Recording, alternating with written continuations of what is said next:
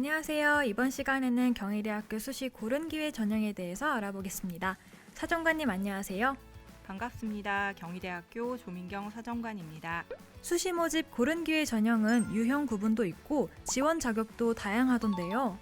고른기회 전형은 수시에서만 선발하나요? 경희대학교는 작년부터 수시와 정시 모두 고른기회 전형을 선발하고 있습니다. 2023학년도 올해 또한 수시와 정시에서 모두 고른기회 전형을 선발할 예정입니다. 고른기회 전형은 유형이 1과 2로 구분이 있던데요. 어떻게 구분되는 건가요?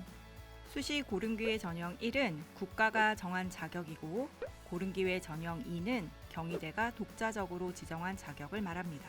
아, 그렇군요. 고른기회 전형 유형별 선발 인원과 자격 유형을 말씀해 주세요. 화면에 보이는 바와 같이 고른기회 전형 1은 총 364명을 기회균 등 장애인 대상자, 북한 이탈 주민 등으로 선발합니다. 이 중 기회균 등은 통합 선발 방식이에요. 국가보훈 대상자, 농어촌 학생, 기초생활수급자, 차상위 계층, 한부모 가족 대상자 5개 지원 자격 중 한 가지라도 자격을 갖췄다면 기회균 등으로 지원하면 됩니다. 고른기회 전형 2는 총 90명을 선발하고 화면에 보이는 바와 같이 경희대가 정한 7가지 중 한 가지에 해당하면 지원 가능합니다.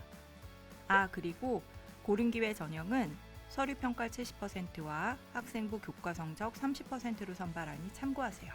네, 잘 알겠습니다. 그런데 작년까지 선발하던 특성화 고교 졸업자는 수시 모집 인원에 없네요. 네, 맞습니다. 작년까지 수시 모집 고른기회 전형에서 선발하던 특성화 고교 졸업자는 올해부터 정시 모집에서만 선발할 예정이에요. 그리고 정시는 수시에서 선발하던 농어촌 학생, 기초생활 수급자, 차상위 계층, 한부모 가족 지원 대상자도 선발할 예정입니다. 정시는 수능 100%로 선발하여 수시와 전형 방법이 다르니 유의하세요. 입학처 홈페이지에서 작년 합격자들의 내신 평균 등급을 봤는데 생각보다 합격자들의 내신 성적이 높은 것 같아요. 네, 모집 단위별로 차이는 있지만 평균 2등급 전후로 형성되어 있죠. 어느 모집 단위는 1등급 대 중후반까지 형성되기도 하죠. 생각보다는 합격자 내신이 높은 편이에요. 교과 성적이 반영되고 또 블라인드 평가 이후 서류 평가에서 내신 영향력이 더 커졌기 때문입니다. 하지만 행정학과 1등급 중반 지원자와 같이 내신이 아무리 높아도 모집 단위나 계열 관련 활동이 뒷받침되지 못하면 불합격할 수 있음에 유의해야 합니다. 학과별로 선발 인원이 적고 충원율도 낮아서 지원하기 조금 꺼려하시는 수험생들이 많을 것 같아요. 선발 인원이 학과별로 1명에서 3명으로 적고 충원율 또한 낮아 지원하기가 꺼려질 수 있지만 일반 전형인 네오르네상스 전형에 비해서 상대적으로 지원자들의 학교 활동이 적은 것이 이 전형의 특징이에요. 즉, 전형 결과를 보고 지난 2년간의 내신 범위를 벗어나지 않고 모집 단위 관련 활동을 어느 정도 갖추고 있다면 지원해 볼 만하다는 의미예요. 최종 경쟁률을 보고 지원 여부를 고려해 보시기 바랍니다. 참고로 작년 합격자들의 고교 유형은 91.7%가 일반고 학생들이었습니다. 네, 답변 감사합니다. 입시를 앞둔 수험생분들 중 현재 처한 상황에 따라 궁금한 것들이 많을 것이라 생각됩니다. 그래서 입학처 홈페이지에서 자주 묻는 질문을 중심으로 몇 가지 여쭤볼게요. 고등학교 1학년을 마치고 1년간 휴학했다가 2학년으로 다시 재입학했는데요. 농어촌 학생 자격으로 지원이 가능한가요? 농어촌 학생은 대학 입학 전형 기본사항에 나와 있듯이 연속된 연수만을 인정합니다. 즉, 자격 기간 동안 입학 이후 학기를 중단하지 않고 졸업한 경우만 인정된다는 뜻이에요.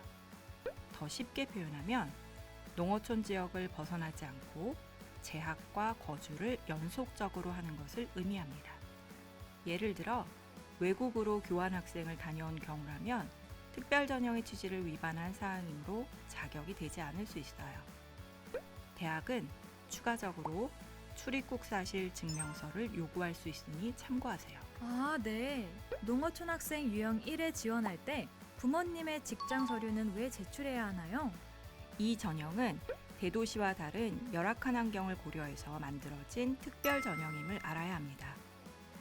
대도시 인근에 살면서 주소만 농어촌 지역에 두고 직장은 대도시 등으로 나가는 경우가 있습니다.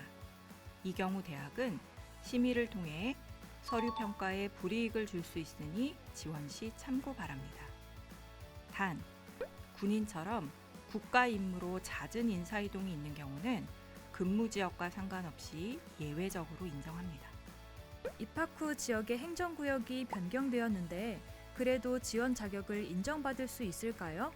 네, 입학 후에 해당 지역이 시도 지역으로 변경된 경우 입학 시점이 농어촌이었다면 지원 가능합니다. 따라서 재학 중 이사 또는 전학을 하는 경우는 이동 지역이 농어촌인지 반드시 확인해야 합니다. 차상위 계층으로 지원하려고 하는데 지원자 이름으로는 서류 발급이 안 되네요. 이런 경우도 지원할 수 있나요? 지원 가능합니다. 단, 이럴 경우는 추가 서류를 제출해야 합니다. 부 또는 모 기준의 가족관계 증명서와 주민등록표 등본을 함께 제출해야 합니다. 만약 차상위 계층 대상자와 가족이고 거주를 함께 하고 있다면 지원 가능합니다.